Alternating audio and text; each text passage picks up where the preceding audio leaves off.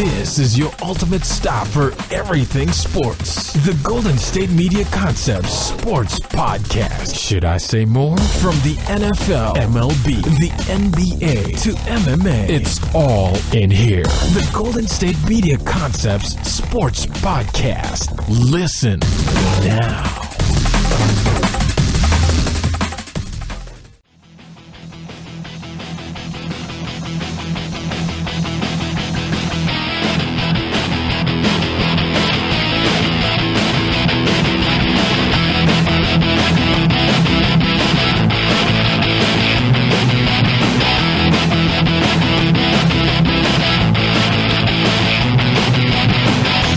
All right, and welcome to the GSMC Sports Podcast. This episode is brought to you by the GSMC Podcast Network. And as always, I am your host, Jesse Tapia. All right, it is Wednesday, April 18th. Really been getting my days mixed up this week. Today, for about a couple hours, thought it was Tuesday. But nonetheless, it is Wednesday. And like I said, it's just weird because you pay attention to sports all the time and you just figure, okay, no, it's not Tuesday, it's game 2 today. Okay, it's game 3 today or whatever. You're just never paying attention to the calendar dates anymore. So I'm always getting messed up there. But nonetheless, like I said, it definitely is Wednesday. All right. So here's what's going on today. First segment, obviously, if you read the title, Bucks are in trouble. Yes, Jesse, yes, the Bucks are in trouble. We're going to be talking about their game yesterday with the Celtics, the series so far, and pretty much just talk about the Bucks and Celtics. All right, for the first segment. Second segment, we're going to break it up. We're going to be talking I don't know, should we talk Tom Brady next, or should we do the other two games that were going on yesterday? Let's do Tom Brady next, all right? Adam Schefter came out with a report saying that Tom Brady hasn't let anyone know yet whether or not he's coming back, which I figure just isn't news at all, but nonetheless, I'm going to give thoughts on it. All right, so we're going to be doing that. Third segment, we'll be talking about Portland versus New Orleans and Washington versus Toronto. I'm starting to like Toronto. Toronto's starting to grow on me, all right? I liked them a lot during the season, figured that they were the best team in the East, and it wasn't close. And now it's just kind of like, you know what? It's all right. Kyle Lowry's not playing well. In a way, it is. In a way, it's still pretty bad that he's not playing well, but they do have the bench. It's just a matter of, can they sustain that throughout the playoffs, all right? But unless I'm starting to like the Raptors. You got the Pelicans. The Pelicans playing well against the Trailblazers yesterday, ended up knocking them off. So we're going to be talking about that for the third segment. And then for the fourth segment, we're going to be talking about anything else going on in the world of sports. So that's how the show's going to go. Let's get into it. All right, like I said, Bucks are in trouble. They ended up losing to the Celtics yesterday, 120-106 for the Bucks. You had Giannis Antetokounmpo with 30 points, 8 assists, 9 rebounds, shot 13 of 17. All right, Chris Middleton had 25 points, 4 rebounds, shot 10 of 14, 4 of 6 from the three-point line. John Henson played 37 minutes, and this one had 12 points, 6 rebounds, 4 assists, shot 6 of 7. Eric Bledsoe, who we're going to talk about in a little bit, just pretty much struggled both games, shot 5 of 13 from the field, 2 of 4 from the three-point line, had 12 points, 7 rebounds, 4 assists. Tony Snell had 2 points in his start. Then for Jabari Parker, I believe he played, 15 minutes in Game 1, ends up playing 10 minutes in Game 2, 0 points, 0 of 2 from the field, 2 rebounds. Let's see. Malcolm Brogdon had 10 points in this one, 3 rebounds, only played 19 minutes, shot 5 of 7. And then you got Shabazz Muhammad, who played 12 minutes in this one, went 4 of 8 from the field and had 11 points. All right. For the Celtics, you had Al Horford with 16 points, 5 rebounds, 4 assists, shot 7 of 11. Jason Tatum struggled in this one, all right. 4 points, 7 rebounds, 3 assists, shot 2 of 9, didn't hit a 3 in this one. Terry Rozier played extremely well, had 23 points, 8 assists, shot 8 of 14, 3 of 5 from the three-point line. And you had Jaylen Brown, who's pretty much, like I said before the series started, Jaylen Brown needed to take on more of a leadership role and be the best player on this team since he was with the team during the playoffs last year. Yesterday, he had 30 points, 5 rebounds, shot 12 of 22, 5 of 12 from the three-point line. Was easily the best player on the floor yesterday. And then for off the bench, you had Marcus Morris with 18 points, 5 rebounds, shot 6 of 11, 3 of 6 from the three-point line. Greg Monroe had 12 points, 4 rebounds, shot 5 of 7. And then Shane Larkin, after not playing relatively well in the first game, had a little bit of a stretch where he kept turning the ball over. Nonetheless, back in Game 2, he had 11 points, 3 assists, shot 5 of 8, 1 of 3 from the three-point line. In this one, the Celtics shot 53% from the field, 41% from 3, and then the Bucks, I believe they shot, I have to double check their shooting numbers, but I know they're relatively high. Let me double check it real quick. But nonetheless, I was kind of surprised to see how well they were shooting. I think they shot nearly 60% in game 2, I think it was. I guess I have to double check it real quick. But nonetheless, like I said, I saw it and I was like, wait, how are they losing by so much? All right. They played well. Let's see. They shot, 60% from the field, 41% from the three-point line. I mean, it also doesn't help when you shoot 41% from the free throw line, too. Let's see what percentage the Celtics shot. Yes, the Celtics shot 61% from the free throw line there. 11 of 18 that they hit, and then the Bucks only made 7 out of their 17. So, yeah, the Celtics are now up 2-0. Bucks are down 0-2, obviously, and it's just not looking good for Milwaukee right now. And, I mean, I was watching Inside the NBA with Charles Barkley and Kenny Smith and Shaq and all those guys. And before the series started, they were talking about how if Boston won this series, it'd be a big upset. And maybe I just haven't paid attention to Milwaukee enough, but how would that be an upset? I don't understand. Like, obviously Milwaukee, their biggest problem this season, I feel, has just been coaching. All right? Jason Kidd was a bad coach, and this interim they got out here is a bad coach too. All right? They don't know how to deal with what the Celtics throw at them. All right? I mean, Jabari Parker's only played 10 minutes. He hasn't even looked good while he's been out there. And John Henson, I'm just spitballing here, but I'm assuming that John Henson really wasn't a 35-plus minute guy game in and game out for the Bucks. All right? Giannis Antetokounmpo and Chris Middleton have been the Bucks' best players by far in these first 2 games, and no one else has really showed up. Eric Bledsoe, I mean, you got Eric Bledsoe after the game, pretty much. They're asking him about Terry Rozier. He says, who's Terry Rozier? I mean, come on here. Are we really going to give the Celtics bulletin board material? All right? Are we really going to do that, Milwaukee? Especially with how Rozier's been playing. If anything, Bledsoe just might be hurt because of the fact he hasn't played well, but nonetheless, just do better. All right? Eric Bledsoe, you wouldn't think is a bad player, but I mean, in these first 2 games, the guy's just been invisible, non-existent. Hasn't done much. All right, the Bucks are continuously going to Antetokounmpo and Middleton, and then after that, it's pretty much, okay, who's going to take over, and no one else has. All right, Jabari Parker has been a mess off the bench. Brogdon's been pretty good, but like I said, he only played 19 minutes yesterday. Shabazz Muhammad got a little bit of a run out there. Matthew Dellavedova only played 5 minutes. Jason Terry played 5 minutes. All right, like really, the only people who were getting minutes off the bench was Brogdon. He led with 19. All right. I mean, you can't just play with your starting 5 the entire game, is what I'm trying to get at here. All right, especially when Henson and Bledsoe really aren't playing relatively well. Like, yeah, Henson went 6 for 7, but he only had 3 rebounds, or 6 rebounds, I should say. All right, you'd expect a little bit more as far as rim protection, too. But nonetheless, I mean, this isn't really surprising to me. I figured Boston would beat Milwaukee. I figured this was the best team for Boston to play in the first round just because of the fact that, I mean, like I said, it's just, I figured Brad Stevens would do well enough in order to outcoach this team, and that's exactly what's been going on. I mean, when you shoot 60% from the field and 41% from 3, you figure, yeah, we're going to win this game. All right, but no, they ended up losing by 14. And it's just, with the Bucks, I mean, in game 2, they were down pretty much the entire game. All right, and it's just, with the Bucks, I mean, it's like they kept trying to come back. They got close once, and then Boston just pulls away. All right, coming back, meaning they were down by 10 at like one point in the 4th. All right. And with Milwaukee, I really hope that, I saw that David Fizdale is interviewing with the Phoenix. I'd like that fit there, but I really hope that Milwaukee ends up bringing in a decent coach. I'm not really sure why they figured Jason Kidd was going to work out when he didn't even work out in Brooklyn. All right. The Bucks, they really need to be perfect as far as the moves they're going to be making going forward, because of the fact that eventually Giannis Antetokounmpo is going to become a free agent. All right. And if you're the Bucks, as soon as Giannis leaves your team, you really don't have a chance at anything going forward. All right. Yeah, once Giannis leaves that team, they're done. And let me see. He's a free agent in 2020. Let me see real quick. Yeah, so his deal was in 2017. Deal finishes in 2020. Then after that, he's an unrestricted free agent in 2021. All right. And it's just, you can't let a guy like that go at all. All right. He's gone. It's over. There's no, oh, we got this guy. Like, no, it's done. Because I'm almost positive they're going to be losing Jabari Parker this season to free agency. I think he's going to be a restricted free agent this year, and I just highly doubt. I'm sure some team like the Kings or the Magic's going to offer him some huge max deal, and I doubt that the Bucks are going to match that, just given how he's played so far in the playoffs. And one thing, too, it's kind of weird with Jabari Parker. He was playing well when he came back during the regular season. It's just, I'm not sure if it's Brad Stevens knows a way to get around him and pretty much limit him, or it's just maybe it's the playoffs and he's a little bit nervous, but the guy just has not looked good whatsoever. All right, but nonetheless, I mean, talking about the Celtics, you got to be very intrigued to see with how they've been playing.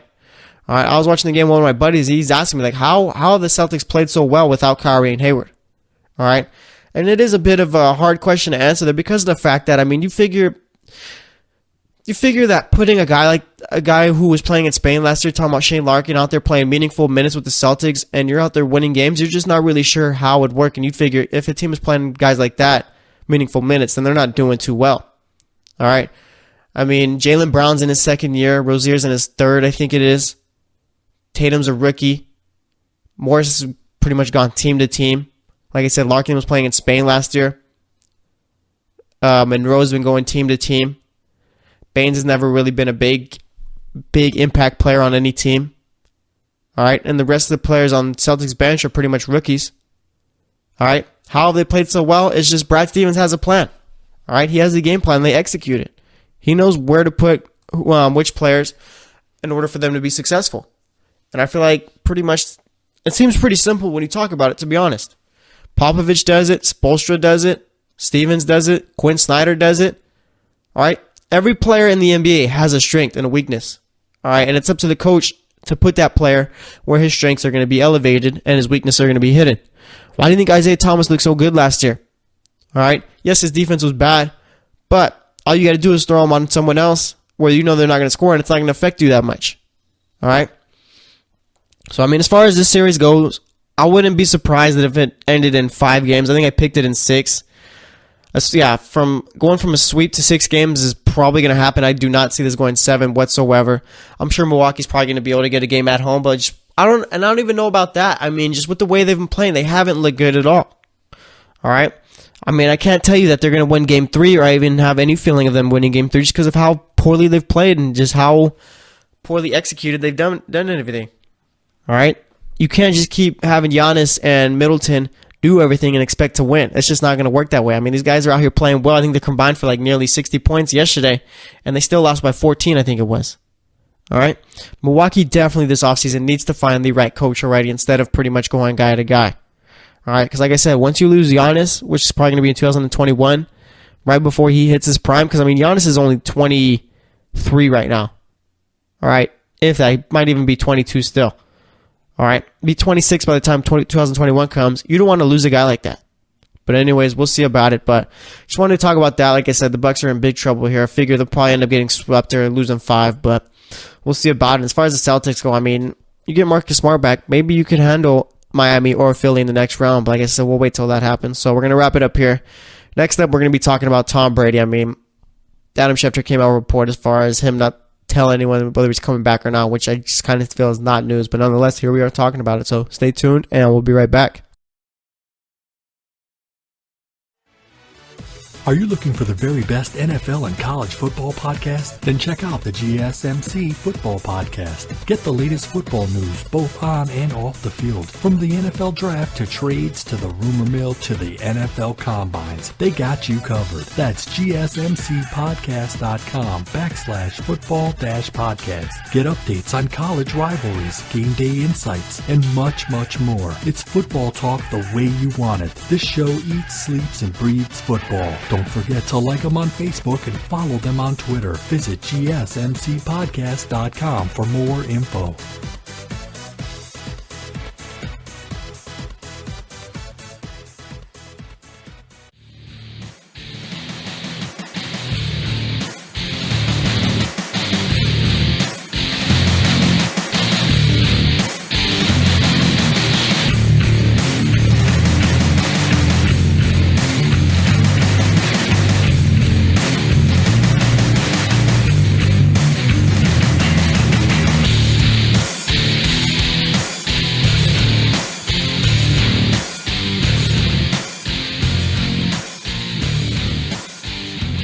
All right, And welcome back to the GSMC Sports Podcast. We spent that first segment basically talking more so about the Bucks than we were about the Celtics, but nonetheless, Bucks are down 2-0 to the Celtics right now in their first round series, and it's not looking good for Milwaukee. I do not see them making any sort of a comeback. I figure they're probably just going to end up getting swept.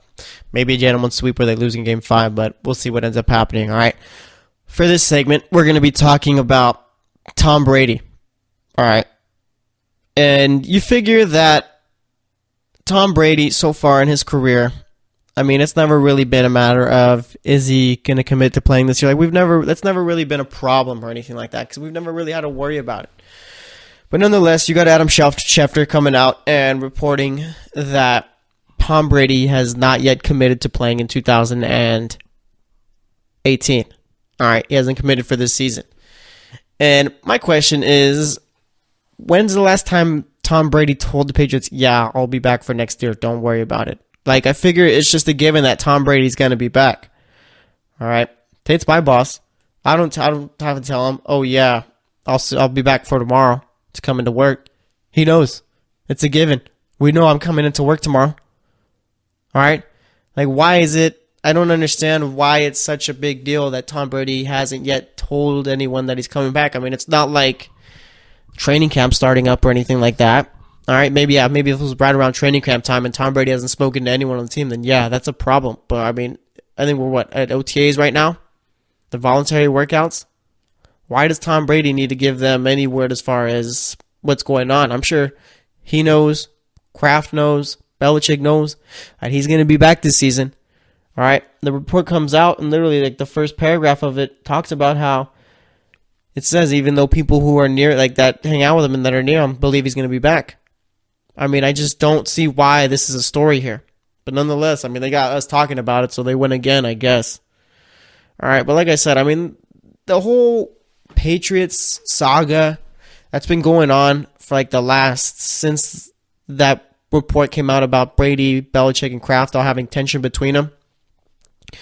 I feel like it's honestly starting to get out of hand a bit with these kind of reports, all right? Because like it's like Gronk updates week in and week out, and there's nothing to update, all right? The only way we're going to know if Gronk is coming back or not is if Gronk says, yeah, I'm coming back or not, all right? Like no one, and it makes no sense to me. Of course Tom Brady is coming back this season. I highly doubt Tom Brady would do a disservice to the Patriots and wait last minute to tell them or anything like that. All right, we know the Patriots are drafting a quarterback this year. That's no secret. All right. But nonetheless, I mean, it's just, I don't know, it makes no sense to me why we're doing this. All right. What's the big deal if Tom Brady hasn't told him anything? And now we're going to have stories coming out. What do the Patriots look like without Tom Brady? What happens if Tom Brady doesn't come back? When we all know he's coming back. All right, and it's not like it would make no sense to me. I was talking with Tate before the show about it. He was telling me how this is kind of like the Brett Favre situation before, like when Brett Favre was coming back, not coming back.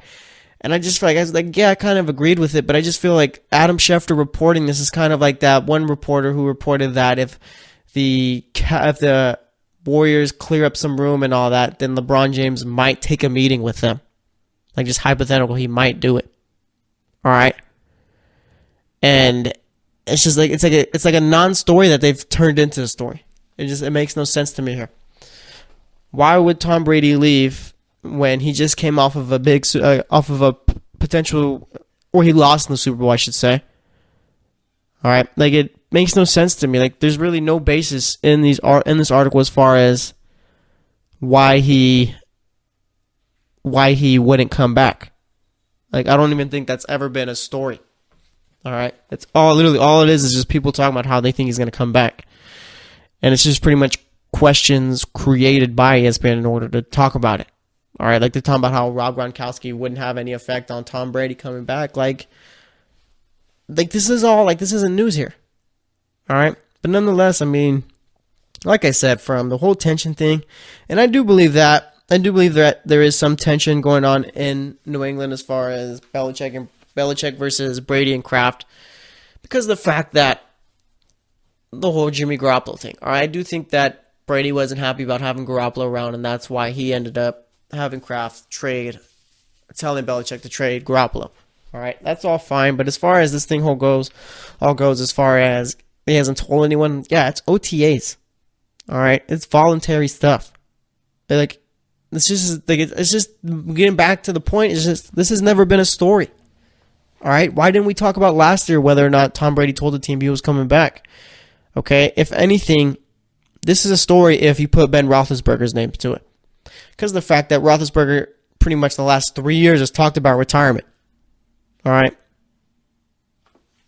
That's a guy where you could be like, oh yeah, Ben Roethlisberger hasn't told the Steelers whether he's coming back yet or not. That's the story. Because of the fact, like I said, the dude contemplates retirement the same way I contemplate whether or not I want to eat food for lunch. All right. All the time. So that makes sense. But for them to go out and talk about, and I feel like this is ESPN more so making just pretty much like just trying to build off of that original story with Seth Wickersham.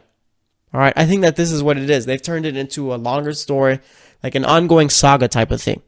All right, I think they know and we know in reality that, of course, Tom Brady's coming back.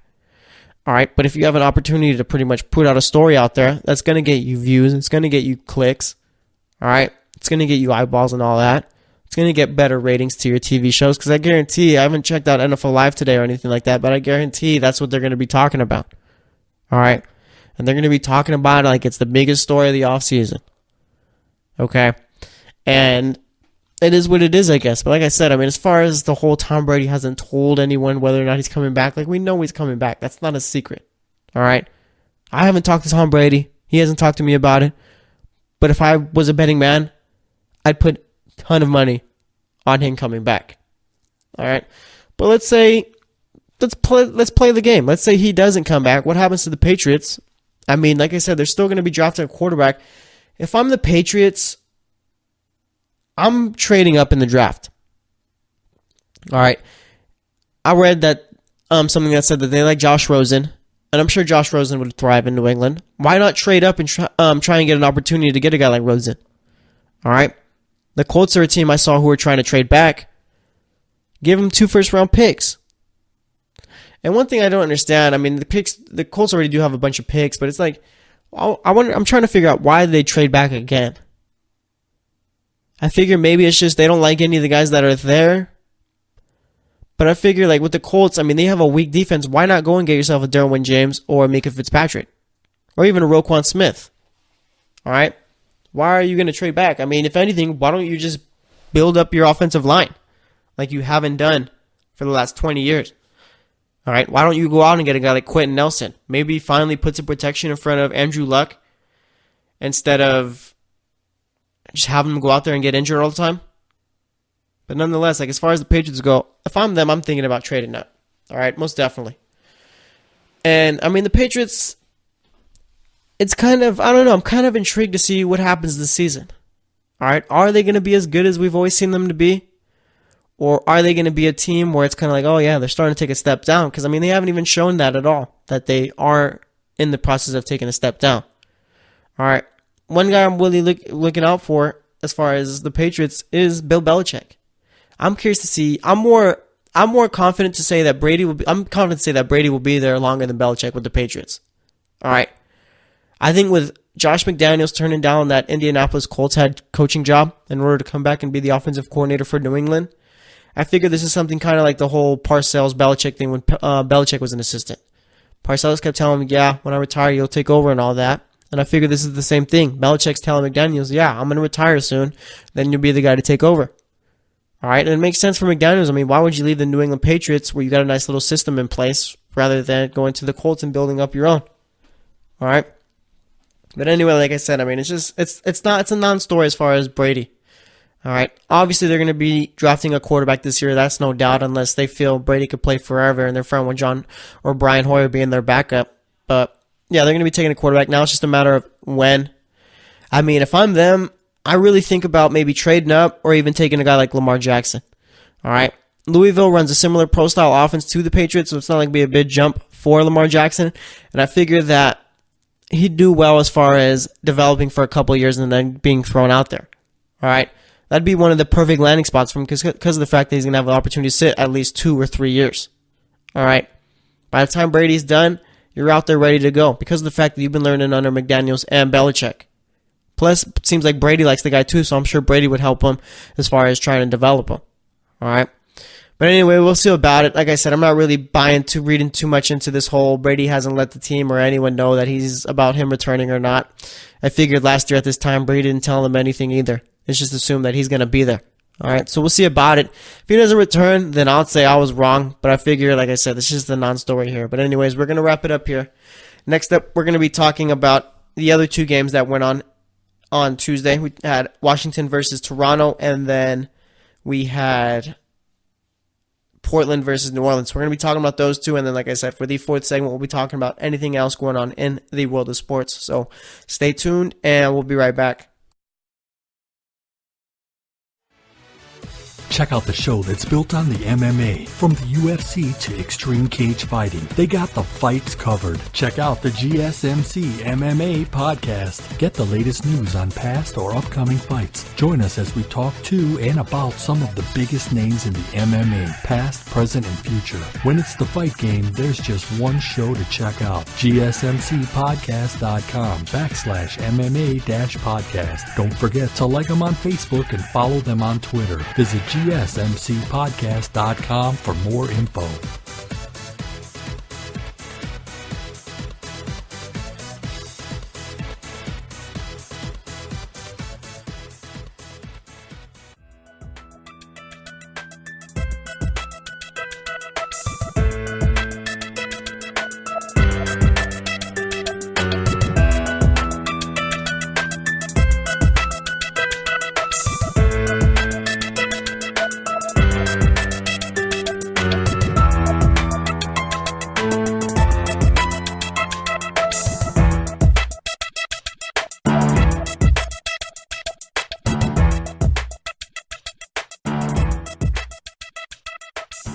All right, and welcome back to the GSMC Sports Podcast. So far today, we've talked about the Celtics-Bucks series in the first segment. Second segment, we talked about that report about Brady not telling anyone whether or not he's coming back. Well, I just think it's ridiculous because of the fact that, yes, Tom Brady is coming back. I don't really think that we need to worry about it too much, but here we are. Here I am talking about it. All right, so we did that, and then for this segment, we're going to be talking about the other games that went on Tuesday, specifically talking about NBA playoffs. We had Washington versus Toronto and New Orleans versus Portland. And man, I keep forgetting about the New Orleans versus Portland series. That one's just not being talked about at all, really. I'm surprised that's not the NBA TV series, but nonetheless, here we are, and let's get into it. Let's start off with Washington versus Toronto first, all right? So Washington ended up losing to Toronto 130 to 119. You had Markieff Morris with only 6 points in this one, 4 rebounds, shot 3 of 7. Otto Porter had 12 points, 2 rebounds, 2 assists, shot 5 of 10. John Wall had 29 points, 9 assists, 4 rebounds, shot 9 of 17. Bradley Beal had 9 points in this one, shot 3 of 11 from the field, 1 of 5 from the three-point line. Mike Scott had 20 points, 4 rebounds, shot 7 of 10, 4 of 5 from the three-point line. Kelly Oubre Jr. had 14 points, 5 rebounds, shot 6 of 11, 1 of 3 from the three-point line. And if I'm not mistaken, I'd have to double check, but it seems like Ty Lawson played in this one. He had 14 points, 8 assists, shot 4 of 10 from the field, 4 of 5 from the three-point line. That almost doesn't sound right with Ty Lawson. All right, let's see. Is he actually back? Is the Ty Lawson back? Is Ty Lawson, like, what's the best North Carolina player? What's the best player North Carolina's put out in, like, the last? Yeah, that is Ty Lawson. Oh, my gosh. But who's the best North Carolina player that has gone on to the NBA in, like, the last 15 years? I mean, guys like Tyler Hansbrough, Lawson's out there. I mean, really, they don't really produce too much NBA talent. That's more of like before they did, obviously, when they had Dean Smith and all. But now since Roy Williams taken off, I don't think they've really ever produced like a top NBA talent. And I think that Duke gets probably more talk about it than North Carolina does. But in reality, I mean, they haven't really ever put out anyone good in like the last 15 years, I guess you could say. Nonetheless, like I said, Ty Lawson played well yesterday. All right, let's see what happened for Toronto. Did Kyle Lowry do any better? Let's see. Kyle Lowry went 3 for 10 from the field, 1 of 8 from the three-point line, 13 points, did have 12 assists, 7 rebounds. So, I mean, he is contributing in other ways. Jonas Valanciunas had 19 points, 14 rebounds, shot 8 of 11. Ibaka had 10 points, 9 rebounds in this one, shot 4 of 11. And then DeMar DeRozan went for 37 points, 5 rebounds, 4 assists, shot 14 of 23, 3 of 6 from the three-point line. And then off the bench, you had CJ Miles with 18 points, 2 rebounds, shot 5 of 7, 4 of 6 from the three-point line. And then DeLon Wright had 11 points, 3 assists, shot 3 of 9, 1 of 4 from the three-point line. All right. Fred VanVleet came back in this one. He played 3 minutes, though, took 1 shot, didn't hit it. And like I said, I mean, with the Wizards, they ended up losing 130 to 119. And this game was a blowout for the most part. All right. With the Wizards, I mean, like I said, they were down big in the first half. Ended up coming back. I think they brought it down like to what, 5 or 3 in the fourth quarter, late in the fourth quarter. I think like with 4 minutes left. Ended up losing by 11. I figured that this series would go 7 games. Now it's looking like they'd be lucky to go 6. All right. With the Wizards, I'm not really sure what their problem is here. Like, I'm not sure like why they got so bad compared from last year to this year. Like, they're just terrible right now. Bradley Beal's not shooting the ball well. John Wall, let me see his stats one more time. But yeah, so John Wall had 29 points, shot 9 of 17. He's playing well, but it's like it's not making a difference here. And they gave up 130, so maybe it's a matter of they don't play good defense. But it's like, come on here. What's the difference from last year to this year, honestly? If anything, I figure that you get better because you got Satoransky, who played well during the regular season. But no, it just seems like they're not a fit anymore. And it kind of seems like this core has overstayed its welcome a bit. All right? Maybe it's time to end up blowing it up. And, I mean, that might be the answer right here for this team. Just blow it up because of the fact that I really don't think with what Washington's got right now, they're going to be winning a title anytime soon, or at least contending for one. All right? I think this team has hit their peak already, and that was last season when they lost in Game 7 of the Eastern Conference semifinals. All right? Washington has just never really been that team, and maybe I always say that, how do you say that? The Trailblazers are pretty much the old Hawks team with Horford and Ting pretty much making the playoffs year in and year out, but it's a matter of maybe that's just the Wizards. All right? They're a team good enough. On paper, you think, yeah, maybe they could do something this year, but in reality, they're just good enough to make the playoffs and lose. All right? Because you figure with how Kyle Lowry's been playing, you figure that maybe they can get a game out of the first 2, but no, they just haven't looked good at all. All right? And like I said, maybe it's just a matter of they just don't fit well with each other. There's always seems to be some around about how Wall and Beal get along with each other and stuff like that. And I just think like maybe, and I'm not sure really what they're going to be doing. If I had to put money in, I figure that Beal and Wall are on the team next year too. But I figure maybe you look and see what the market is looking like for a guy like John Wall as far as a trade. All right. Because of the fact that, I mean, this Wizards team was playing well without him. He comes back, and it's like back to the same old problem they had at the beginning of the season. All right. I'm not sure if it's just they don't know how to play off of each other, or maybe it's the coach. But with the way the Wizards have been playing, it's just really disappointing just to see. I figured they can be, like I said, I called the Raptors in 7 games for this series, but it's a matter of it's not going to be happening. All right. Washington, I think it's going to be a gentleman's sweep. I think they lose in 5. All right. Washington is a team that should be doing way better than what they're doing right now, but it just seems like nothing's working right now. I think it just might be time to blow it up. So we'll see about it. And as far as the Raptors go, like I said, I mean, Kyle Lowry had 13 points, shot 3 of 10, 1 of 8 from the three-point line. The guy just can't figure it out. All right, he just can't get it going in the playoffs, and maybe that's just all it is. He's just not a player who plays well in the playoffs. All right, and is that a problem? I mean, obviously you expect it to be something where maybe he ends up fixing it, but it just seems like it's not going to happen. But the difference with the Raptors this year is they're a much deeper team than they were the years before. All right. I was talking about after game 1 how Lowry didn't play well. I was like, you know what? This team's not going to be able to sustain it, but now they're starting to show me a bit that maybe they can. All right. Maybe DeMar DeRozan can pick up the slack along with Valanciunas and Ibaka. Then off the bench, I mean, you guys like VanVleet, CJ Miles, and DeLon Wright who have played well so far. Well, not VanVleet because he just got back, but Miles and DeLon Wright, yes. All right. Maybe that's just the case there. And I don't know. I feel like if they get past the first round, then this is probably their best opportunity to get to the Eastern Conference Finals because Cleveland looks vulnerable. Indiana, I'm not sure if that's a team who could compete with a team like the Raptors here. And even then, so let's say you end up getting to the Eastern Conference Finals, you're probably going to be playing Philly or Boston. All right? You could probably get past Boston. You could probably get past Philly. This might be the year where maybe Toronto finally makes that run. So we're going to have to wait and see how it all ends up. But I'm done, I think, bashing Toronto. as far as Kyle Lowry goes. I think I'm going to start believing in him and figuring that, you know what, maybe the bench is going to show up week in and week out and cover for Lowry. But we'll see how it all ends up. Like I said, Toronto's currently up 2-0 in that series, and it's just not looking good for Washington right now because they just haven't played good basketball at all. So we'll see about that. But as for the other game we had New Orleans facing off with the Portland Trailblazers, and the Pelicans won this one 111-102. I figured that for sure the Pelicans or the Trailblazers, were going to win this one. I figured that just given how poorly Damian Lillard played in game 1, he was going to pick it up for game 2 and pretty much show up, but that just wasn't the case. All right, but nonetheless, for the Pelicans, you had Mirotic with 17 points, 8 rebounds, shot 6 of 11, 3-7 from the three-point line. Anthony Davis had 22 points, 13 rebounds, shot 9 of 18, 1 of 2 from the three-point line. Etuan Moore didn't shoot the ball really well at all in this one, 3 of 9 from the field, 5 rebounds, 8 points. Rondo had 16 points, 9 assists, 10 rebounds, shot 6 of 11, 2 of 3 from the three-point line. Hit a big 3 within the last couple of minutes of the game, too. That helped pretty much seal the deal there.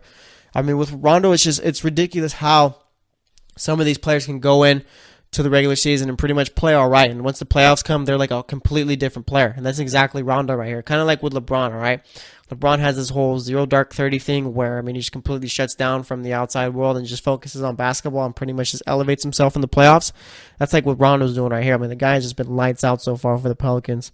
And then you got a guy like Drew Holiday who had 33 points, 9 assists, 3 rebounds, shot 14 of 24, 2 of 5 from the three-point line. All right. For the Trailblazers, you had Al-Farouq Aminu with 14 points, 15 rebounds, shot 5 of 10, 4 of 6 from the three-point line. Evan Turner with the goose egg here, 0 points, went 0 of 6 from the field, had 4 rebounds, 5 assists. Joseph Nurkic had 13 points, only 3 rebounds, shot 5 of 12. Lillard went 7 of 18 from the field, only hit 1 out of his 7 threes, 17 points, 4 assists, 3 rebounds. CJ McCollum had 22 points, 6 assists, 3 rebounds, shot 9 of 21, 3 of 8 from the three-point line. And then off the bench, you had Mo Harkless with 11 points, 5 rebounds, shot 5 of 5 from the field. And then Zach Collins had 12 points, 5 rebounds, shot 5 of 11 there, 2 of 7 from the three-point line. Like I said, the Pelicans ended up winning this one, 111-102. All right. And if you're a home team, like if you got home court in whatever round you're playing, and you go down 2-0 in the first 2 games, it's going to be extremely difficult for you to come back. All right. I saw a stat where teams in the NBA who go 2-0 win their series 93% of the time. The only way the Trailblazers come back is if, I don't want to call it by some miracle, but you're going to need Damian Lillard to pretty much come out and just be ridiculous as far as how he plays. You're going to need him put up around 30 a game. All right, you're going to need McCollum to step up, and you're going to need the guys around him to step up. But I just really do not see it happening right now. The Pelicans are playing real good basketball, and it's like I said before the series started. All right, if Rondo's out there and he's playing well, like how he did with the Bulls last season, because Rondo easily could have beat the Celtics by himself in that first round matchup if he doesn't get hurt.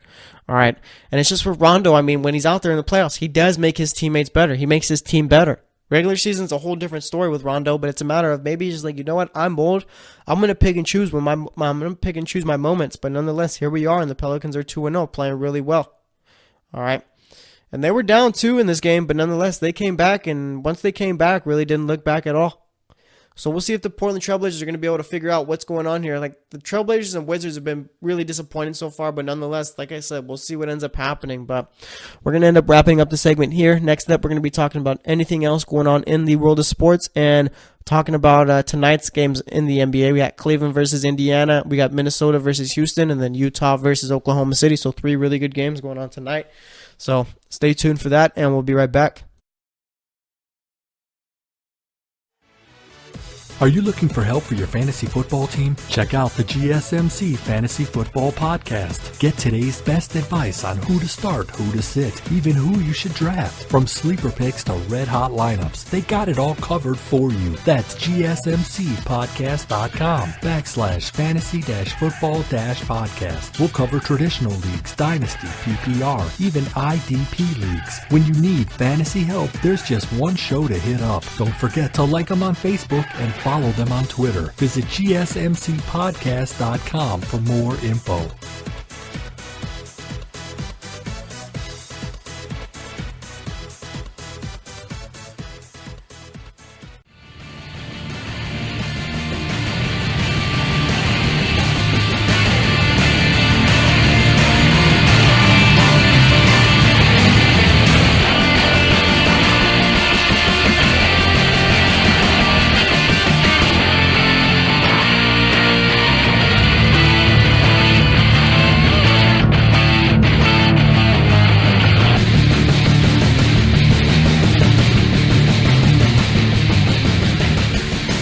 All right, and welcome back to the GSMC Sports Podcast. So far today, we've talked pretty much NBA playoffs and Tom Brady. All right, it's been a fun one. Now we're going to be talking about anything else going on in the world of sports, and I'm going to make my picks and give some thoughts on the games going on tonight in the NBA. But nonetheless, hockey. All right, Stanley Cup Playoffs. My favorite playoffs, your favorite playoffs, should be everyone's favorite playoffs, to be honest. But nonetheless, here we are. All right, we had the Capitals and Blue Jackets in Game 3. I was watching overtime, both overtimes in this one. I was pretty much talking to my buddy, telling him, obviously it was a must-win for the Caps, but it's like if they lose, like, you know for a fact, like, there's no way they're coming back. Because I feel like the Caps just really haven't played great hockey here. All right, and they did go to overtime, I think, in back-to-back games. It's just a matter of, I don't know, the Caps just really haven't moved the needle for me, but nonetheless, they end up winning 3-2. All right, and that's a big win there, obviously. And it's just a matter of, obviously, if they were to lose the next game, they have a chance. But I really, truly do think if they end up winning Game 4, then the Caps will end up winning the series. So that's my call right there. And you have the Jets knocking off the Minnesota Wild. Winnipeg won 2-0, and it's pretty much they're up 3-1. Series is over. I'm not sure this is a surprise to anyone. I figured that Winnipeg would be the team to pick in this series. I just figured Wild got in. No one really took them too seriously, and now we know why. And then we had Vegas, all right, playing the LA Kings in Game 4. And what does Vegas do? They go out, win, sweep LA. All right, they ended up winning 1-0. And it's just with this Vegas team, I mean, it's just, this is weird. It's very odd how well they've played in their first expansion season. All right, we've never seen this before, I don't think, from a team in their first year as an expansion team. Have we? I believe not, as far as how well they've done. So now they're going to be heading over into the second round. And let's see, today they're probably going to be facing the winner of the Sharks and Ducks series, which is, I'm almost positive, is going to be the Sharks. I mean, the Ducks just look like terrible. They look terrible. All right, I'll be nice about it. They looked awful. Terrible, awful, everything. All right, lost 8-1 in Game 3, and I just think that's unexcusable. All right, if you were watching that game, you saw Anaheim gave up. All right, they were down like, 3-4-1, I think it was. And it's like, you know what, we're done. We're just going to commit a bunch of penalties and pretty much just try and frustrate the Sharks. And one thing I applaud the Sharks for doing was not even giving into it. All right, sure, you're going to give us a whole bunch of power plays. Sure, we'll score on all of them. I think the Sharks had like 3 power plays in the third period, and they scored on all of them there. All right, I think it's going to be a sweep. I think San Jose gets the win tonight. I mean, just the Ducks have not shown me anything so far in the series to show that they are capable at all of competing with the Sharks. Like, they lost 3-0 in Game 1, I think it was, 3-2 in Game 2, and then Game 3 they lose 8-1. All right, that's about 14 to what? 14-3 is the goal, is the score, I guess, through 3 games. I mean, just the Ducks have looked like complete, just, I don't even want to say trash. They just look terrible. All right, so yeah, I figure it's going to be the Sharks versus the Vegas Golden Knights in the next round, and I'd have to go with San Jose in that series. I'm not going to lie, I'm one of those waiting for Vegas' luck to run out. All right, you figure that, yes, they've played well all season long, but like I said, we've never seen this before. We don't know what to expect. And I just figure that with the way the Sharks are playing right now, that they are playing better than Vegas. But nonetheless, I mean, who knows? All right, Vegas could just shock me. I'm not sure. Would it shock you if Vegas ended up making it to the Western Conference Finals? All right, I don't know. But for me, it would, just because of the fact that I don't know. I've never seen this before from an expansion team, but nonetheless, it's going to be a fun series to watch. That series could go 6-7 games, to be honest. So we'll see about it, but like I said, I got the Sharks beating the Ducks tonight. Let's see, Nashville's going to be playing Colorado tonight around 7 o'clock Pacific time. Nashville's up 2-1. The Avalanche have tried, all right? They've tried their hardest. You see they're putting up fights, and it's just they can't. They'll take a lead, and it's just they can't hold off Nashville. It's just something about Nashville, who I do think is probably the best team in the West right now. Just given how the teams have played so far, I'd go Nashville as the best team in the West, then the Sharks, and then I'd go with Vegas right there at number 3. But those are interchangeable, I guess you could say right now. It's just the Sharks knocking off Anaheim 8-1. Just really pretty much had me figure the Sharks are just a really good team right now. But nonetheless, like I said, I mean, with Nashville, it's like it doesn't matter how much Colorado's up or anything. Nashville's going to come back. And I just think tonight, I mean, they are playing Colorado tonight. I'm going to go with Colorado winning that one. I think they're going to be able to pull it off, and it'll be 2-2 after that. Then we got the Penguins facing off with the Flyers. Flyers won Game 2, ended up losing Game 3. I don't see them winning I don't see them winning game 4. I'm going to give this one to the Penguins. I figure this is going to be a little gentleman's sweep right here. It can be a gentleman's sweep, can it? Since they won game 2. So, yeah, it'll just end in 5 or whatever. Then we had the Lightning facing off with the Tampa Bay Devils. Or, no, the New Jersey Devils. I always get, for some reason, I saw Lightning. I said called Tampa Bay. Or called the Devils Tampa Bay. But nonetheless, all right, we got the Lightning versus the Devils. And I'm going to go with the Lightning in this one. They've been playing well. New Jersey really, I don't know, when's the last time New Jersey was in the playoffs? Was it last year? I feel like New Jersey's always been a team that's kind of been out. But nonetheless, I'm going to go with Tampa Bay here. I think they've been playing well, and I think that New Jersey's not going to be able to handle it. And why do we have hockey games on the Golf Channel? Like, the NHL continuously gets in its own way. Like, why are there games on the Golf Channel? It makes no sense to me. Most people don't even have the Golf Channel. All right? I don't, so I know I'm going to be streaming this one. But nonetheless, I mean, like, come on. The NHL needs to do way better as far as their whole marketing and all that, because it's just ridiculous with how they've gone about it. All right, but nonetheless, I mean, there's only going to be one series getting clinched today.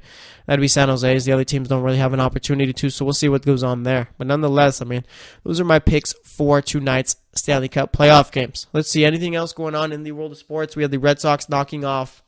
Yeah, let's head over to the MLB. Let's see how these teams are doing. Let's check the standings real quick, all right? But nonetheless, I mean, we had Boston facing off with Anaheim yesterday. Anaheim was, 13-3 before the game. Boston was 13-2, and Boston just completely wiped the floor with Anaheim here. Ohtani only lasted 2 innings. Supposedly got a blister. I'm not sure how much of that I buy. But nonetheless, I mean, just didn't look good. David Price pitched well. And Mookie Betts had 3 homers. I mean, not really more you can ask for there. All right, so let's see. In the AL East, you got Boston at first, Toronto in second at 11-5. Then the Yankees are currently at 500. Giancarlo Stanton has not looked good one bit so far this season. And I know it's still early. We played 16 games, so that means we got 100 and what's 16 minus 162? It's something. All right, so we got a bunch of games left, and it's just a matter of, obviously, I'm sure Stan's going to figure it out, but the dude has just not looked good at all. He's at Yankee Stadium. He's had 28 strikeouts so far and like 60-something at-bats, 56 at-bats, something weird like that, all right? And that's just ridiculous. So he's really got to pick it up, because I figure playing in Boston and New York is pretty difficult because of the fact that if you're not playing well, they're going to boo you till they can't boo no more. All right, and that's exactly what's going on with Stanton right here. But over in the AL Central, we got the Cleveland Indians, who are currently in first, 9-6. Minnesota's 7-5 in second. And then after that, I mean, Detroit 6-9. It's just a dumpster fire in that division. Let's see, in the AL West, like I said, the Angels, they're currently 13-4. They've been playing well, all right? They're 9-1 on the road, 4-3 at home. The Astros are currently 11-7. Seattle's 9-6. And look at the A's, almost at 500, all right? I would really like to see a season where the A's finish at 500 here, because the A's have been bad for quite some time. It's like, I don't know why they refuse to spend money, or maybe it's just the owner doesn't give them money to spend, but it's kind of ridiculous here, all right? Then over in the NL, we got the Mets, who are still hot, 12-4 this season. 7-3 in their last 10. Let's see. The Phillies are currently 10-6, second place in the NL East. The Braves are currently 9-7. It's a bit of a surprise there. Washington, not starting off too hot here. All right, 9-9. And then the AAA team down in Miami, the Miami Marlins, they are currently 5-12 in the NL East. Over in the NL Central, we got the Pittsburgh Pirates here at 12-6. Cardinals are 10-7. Brewers are 10-9. I figured Milwaukee would be a whole lot better than what they've done so far. And again, it's still early, so we can't really knock them or anything like that. And then you got the Chicago Cubs, who have started off pretty slow here at 7-8. And then you get the Reds, who are currently 3-15. And the Reds have been bad for quite some time. NL West, we got the Diamondbacks, who are 12-4 in first. Rockies are 11-9 in second. And then after that, it's not looking good. Dodgers 7-9 in third. San Francisco 6-10. You got the Padres, who are 7-12. Turns out giving Eric Hosmer a whole bunch of money for a whole bunch of years isn't really something that's going to help you win games. But nonetheless, there they are. All right. So that's what's going on in baseball right now. That's what the standings are looking like. Let's see. Let's make some picks for tonight's NBA games. So first up, we got Cleveland versus Indiana, obviously in Cleveland. Cleveland's favored by 8 in this one. I don't really get why. That makes no sense to me there.